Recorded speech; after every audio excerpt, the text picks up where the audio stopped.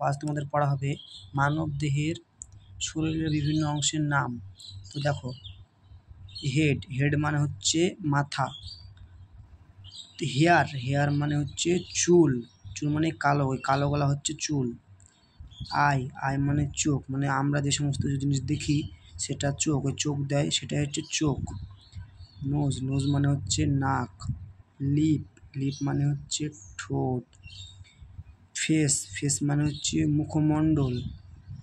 ইয়ার মানে হচ্ছে কান, মানে যে সমস্ত আওয়াজ বা সাউন্ড বা কোনো কিছু আমরা শুনতে পাই সেটা হচ্ছে কান। টুথ মানে হচ্ছে দাঁত। নেক মানে হচ্ছে ঘাড়। শোল্ডার মানে হচ্ছে কাঁধ। ব্যাক মানে হচ্ছে পিঠ। আর্ম মানে হচ্ছে বাহু। হিপ মানে হচ্ছে কোমর। হ্যান্ড মানে হচ্ছে হাত।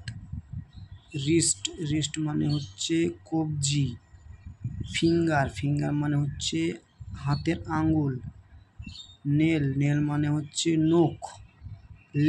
লেগ মানে হচ্ছে পা। হিল মানে হচ্ছে গোড়ালি। ফুট মানে হচ্ছে পদতল। তো তোমাদের পড়া আজকে এখান থেকে শেষ।